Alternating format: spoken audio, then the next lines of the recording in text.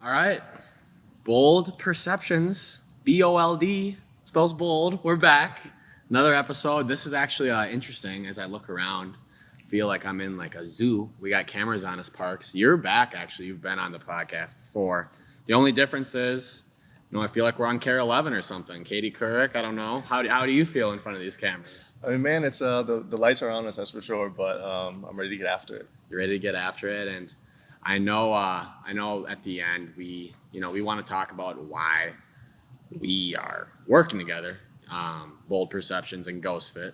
And this will be on your YouTube channel, but Yeah. us, Bold Perceptions, this may not be on our YouTube channel. We're not, as mature as you are with the YouTube channel.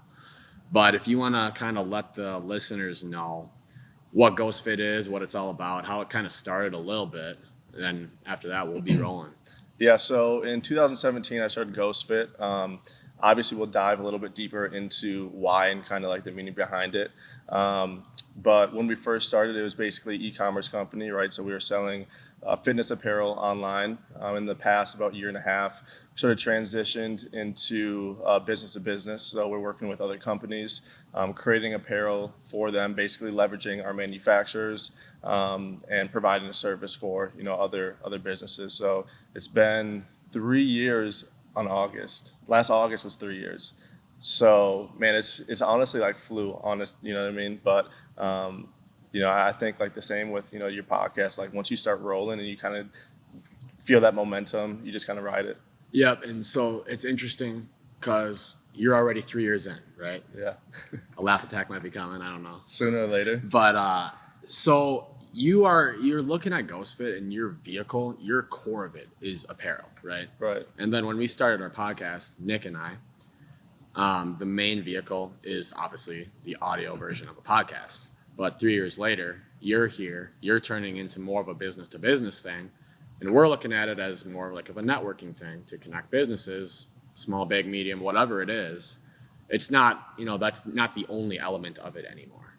Yeah. And I just think it's interesting how you're kind of looking at it as an ever evolving a brand, really. A brand. Right? Because you're starting to get into e-commerce and manufacturing for other companies. Yeah. So what are your next steps there? What do you see yourself being? Yeah, I mean, honestly, like this is how I've been like thinking about it ever since I started. Like the first 5 years, especially being like super young, and when I first started Ghostfit, I literally had no idea what to do. I was like Googling like how do you make a shirt, right? Just like literally Bare like, necessity. honestly, like I had no idea what I was doing. So I was like, all right, the first 5 years is gonna be the biggest growth that we're gonna see. The way that I looked at it is like, okay, how can we grow but also learn at the same time, right? Like that has to be my main focus. And I know that when people start companies, it's like whatever company it is, whatever, Apple, right? They're making, billions of dollars, right? Like people look at it from that perspective, like I want to get there, right? Not that I don't want to get there, but in order to get there, like you have to understand and kind of put things into a more realistic frame. And so to answer your question, it's just continue to learn about the industry and the business, right? So work with as many clients as we can, fuck up because we're going to, but figure out like how to make that better. So then in 10 years down the road, when, this multi-million-dollar company wants to work with us, we're prepared because we put in that work, right? So it's not necessarily from a monetary value on what we want to do the next 5 years, which we do have monetary goals, but it's more about understanding the industry, being really, really good at what we do, and then scaling from there. Well, and like you said, like you're going to fuck up. This Yeah. isn't like this isn't a game of Candyland where you can just walk through the board. Okay, it's not going to be some perfect ride, and that's the beauty of it. I'm sure you'll have. It's kind of cheesy, but everybody, says when they're on their deathbed or whatever, like the journey is what's worth it. Like it's not about the top; it's about like getting there. Yeah, yeah. Getting all nostalgic and shit right now. But Come on now. But no, it's fun, and it sounds fun to every day have a new challenge and have fuck ups every day. But I want to say this though, because there's two different businesses, right? There's businesses where it's like, all right, I'm looking to scale this and sell it as soon as possible. Which in that sense, it's like, all right, like how do we make the most amount of money? How do we bring the most amount of revenue? So then outside company can be like, hey, like I like that idea. Let me buy it from you, right? Like the Dollar Shave Club. I'm sure that you've heard about that. Yeah, Unilever bought them, and Who I did? think Unilever. Okay.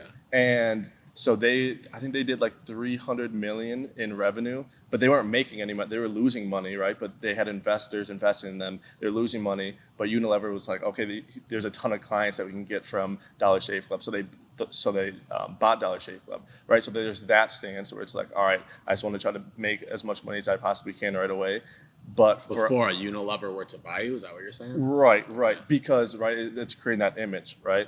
But that's one way of thinking. But the way that I'm looking at it is that this is hopefully a generational thing where I started this and then hopefully, I can pass this down, right? It's not like a get rich sort of thing. It's not like, hey, let's bring in a ton of investors and pump this up with money and then sell it to someone. Right. So that's kind of like, I'm not saying that, trying to make a lot of money right away is bad. That's just the way that I'm looking at it because I'm looking to grow it as effectively as possible so then it can last a long time down the road. Well, and I think I don't know, over the past year, I've been locked in the house. I've been, watching videos and shit, and I've been absorbing stuff.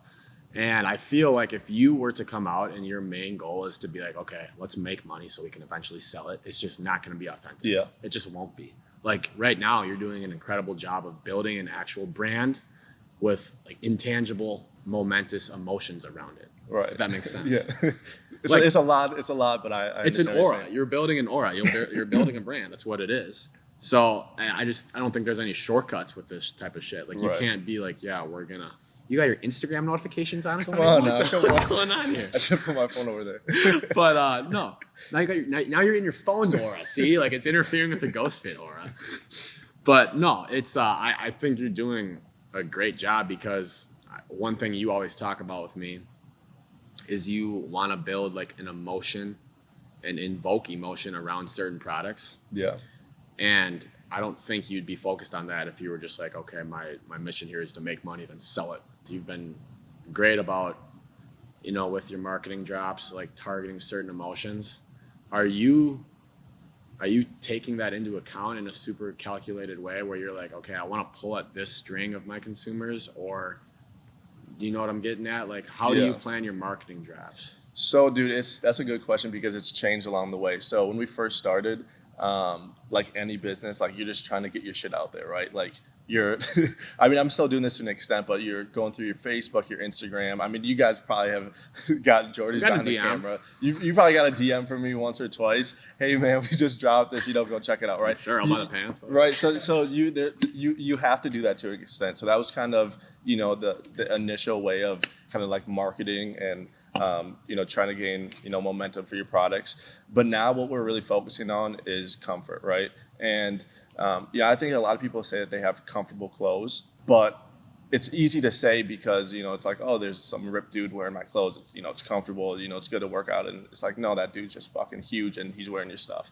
But we really try to live that, right? And so like now when we market, it's like, all right, how can we be as authentic as possible, but still do it in like a cool and like understanding way?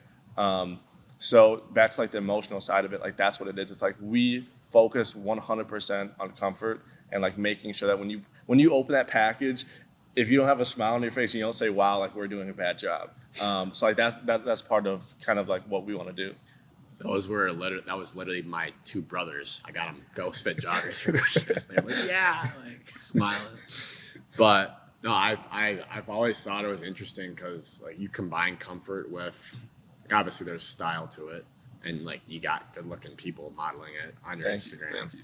right? Like that's part of it. Like what else subliminally? Because I know you got to come out and say like this is our mission statement because you're the guy behind it. But like what else goes on? Because you also want you want the sex appeal behind it a little bit. Oh yeah. Like, so how do you like? Because I see these women, you got good looking women wearing your clothes. Look. I mean, it's beauty. It's a business. Beauty is universal, right? And sex sells. When you see beauty, I mean, people are intrigued by it. You know what I mean? So, as industry as that sounds, like that's just the reality of the game. You know what I mean? Like in reality, like this is sort of a game, quote unquote, because there's certain rules that if you play by them, you'll get the outcomes that that you want, right? Yeah. So obviously, it's you get people that fit, and it's not just, you have to understand this, like there's good looking people, and then there's people that are good looking to your followers, to your audience, to your customers, right?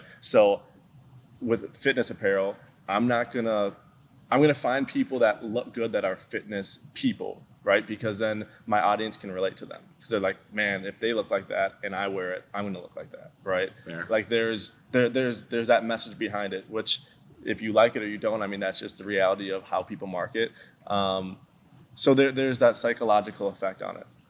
Well, and sometimes it's not even about whether somebody likes it. Like, as much as you want to push this, the scientifically backed knowledge stuff off to the side, it will subconsciously make you think, Yeah. oh my God, I kind of want to look like that. Yeah. Like, that's just Yeah. the bottom line. Dude, that's social media. You know what I mean? Like, as shitty as that is, it is the reality, right? You got to play it. You got to play the game. That's the thing. It's not like we're cheating or like doing something that's awful, or like there's certain realities and certain facts, and that's one of them. And if it's gonna help me push a product that I know it will give value to people, it's like, of course I'm gonna do it. Yeah.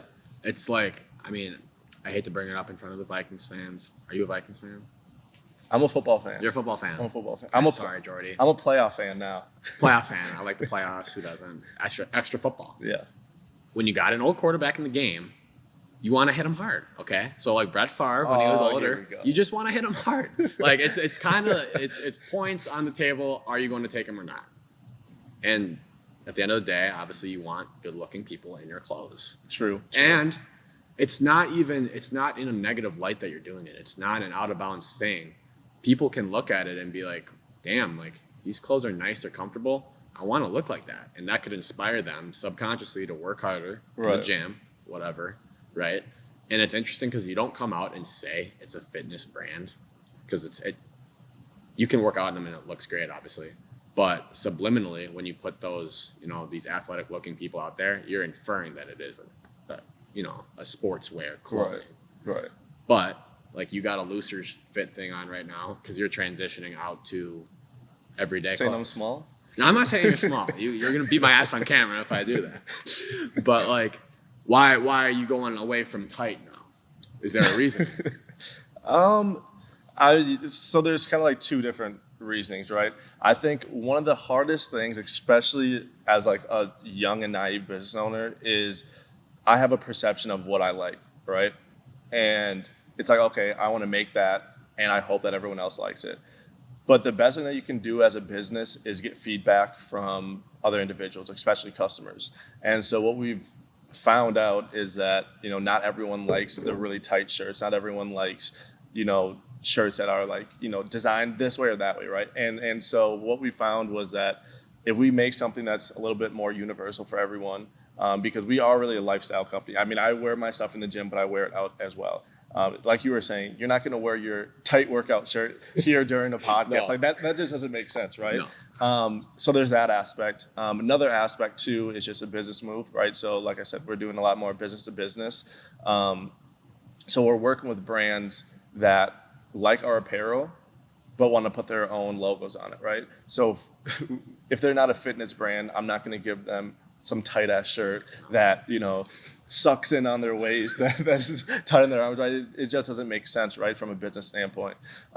So there's things that you have to tweak, and honestly, like, I know it sounds cliche, but you have to be open-minded when it comes to that stuff, because if you aren't, like, your business is going to die. No, yeah, you can't get stuck in your ways, or else you're gonna have an outdated offense like Brett Favre, a few years ago. He did well.